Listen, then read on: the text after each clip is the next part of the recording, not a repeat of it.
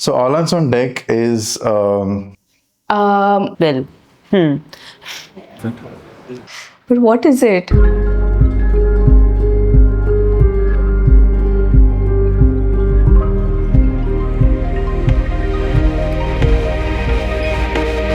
We currently have like this Notion page database where it's like this very exhaustive breakdown of our process. But that again, to explain it to someone, it's quite tedious. since everything design does so many things, and sometimes people like, oh, you're a web design agency. Oh, you do this also. Oh, you do that also.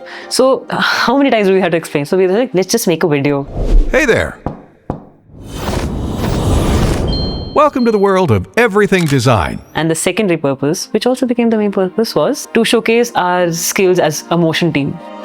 We just jumped in blind into writing the script. So Major tasked me with that task.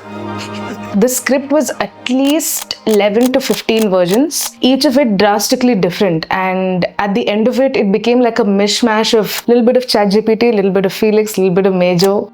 And then while the initial script was going on is when Major came across the infamous Panic Studio video. we were heavily referencing the Panic Studios film because that's more conversational, that's more wacky. We want to break the monotony of the usual explainer film. It was hard, but the finale, which was when we finally revealed the final script, we narrowed it down to 2 versions. So that was, I think, last summer. And when we showed it to the office, that was the first rain of the year. It was so dramatic, like full thunderstorm, everyone's reading, like intent around different systems, and they finally picked one. We were like, my God, finally. Once we had the script in our hands, our initial idea is to just directly visualize it as it is. But we decided not to do that. We thought, let's create a space, like a universe of sorts. During one of our brainstorm session, we stumbled upon this idea, hey, why don't we use just hands? And hands are so emotive. Like, what if one character was a wizard, like when it came to messaging, and he would have rings on his hands? Another character would be more muscular. Another character could ride in on a skateboard. And those were the kind of things that came to life. The challenging part during the design phase was every frame needed to be unique. At points, I was getting to this tunnel vision. There is one frame which completely aptly describes what Felix was going through.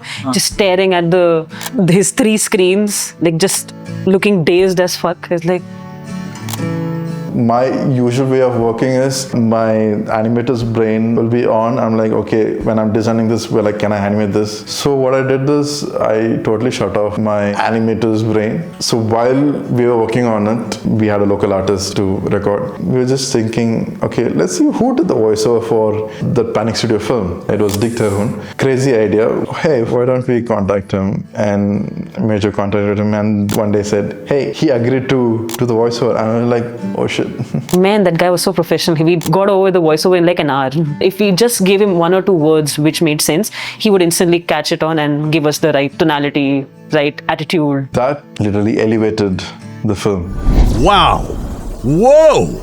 Holy shit! During this entire time, my team was like, how are we going to animate this? I was panicking. Then we went about trying out different plugins and trying and building a system. So at the time we were 4 animators, and so once we kind of figured out a system, how we're going to animate it, we got onto it. Each of us took roughly individually about 45 to 50 days. After a client project, I just started animation. Just went 45 days straight animation. The first frames were the desert scene. That shot came out really well. We didn't want to compromise on the animation quality. If this particular scene is not working, let's do this again. So there were times, one scene we worked for 2 weeks, 3 weeks. So for certain characters, under anticipated how many joineries of the hands say we would need. All the hands were rigged. Each joint was going to be animative moved. That is like a taxing process. So if the rig is not well made or if there's something missing, we have to work on that.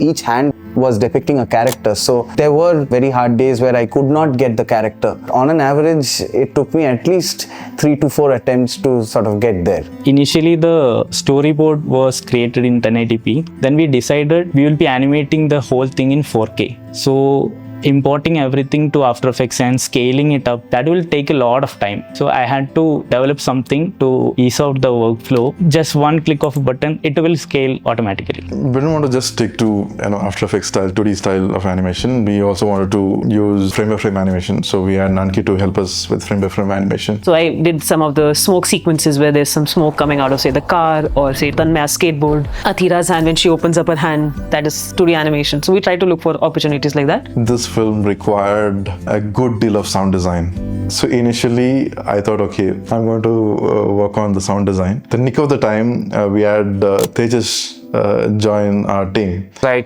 came towards the end of the project when we were at the tail end. The animation team were giving me the files about a week or so before the deadline. The files were coming in and I would design the sound for each scene specifically. And once I was done with each scene, then I laid them all together and then I would, try to seamlessly integrate each to the next. The point of sound design essentially is to make it look like it's not sound design.